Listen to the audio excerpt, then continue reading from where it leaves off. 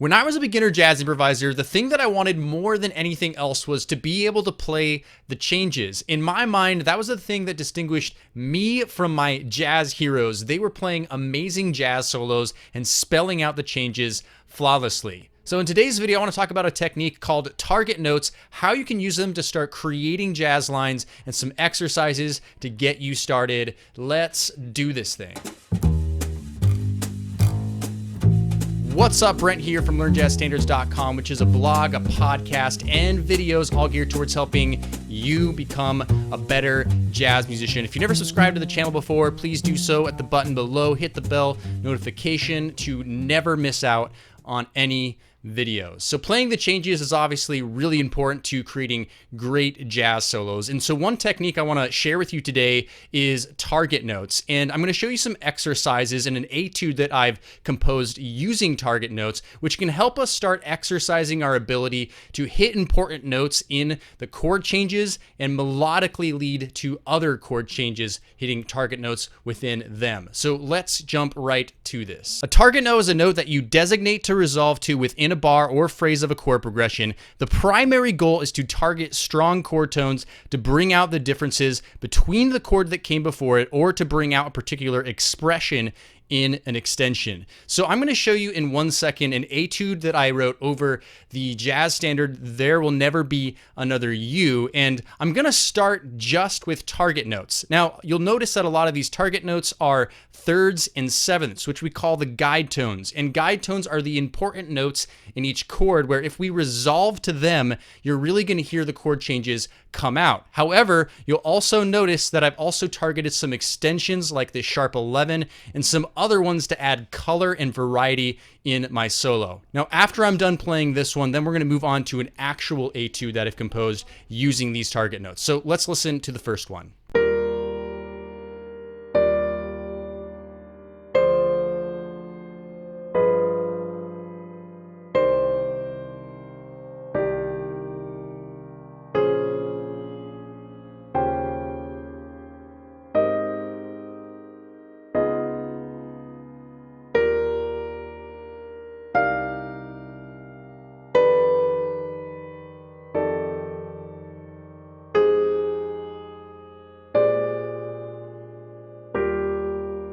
So again, just to recap, targeting important notes like the thirds and sevenths, targeting extensions, and even some altered extensions like the sharp 11. You probably noticed from this alone that there was already some melodicism happening. And so this is a great exercise. Start with a solo that is simply one note per bar, target notes that you want to resolve to. And here's step number 2. Now you're going to actually create jazz lines, compose your own jazz solo, but resolve at some point in that bar to the target notes that you've already designated. So here's my etude that I composed. First, I'll just show you the line, and then next I'll actually help you see the target notes within the etude, but let's listen to it first.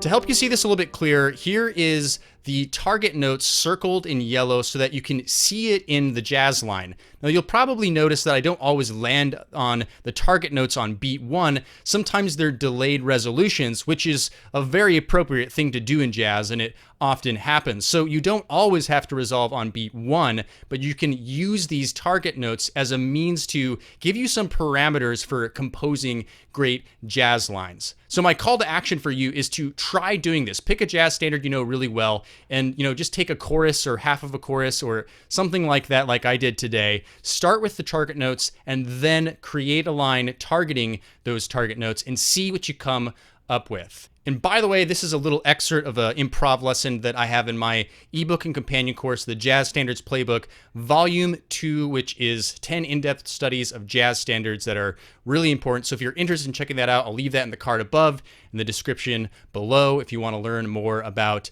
that. Question of the day, I want you to answer this in the comments below. What techniques do you use to play the changes in your jazz solos? Fill up the comment section with as many ideas as you can. I really want to hear your opinions and answers.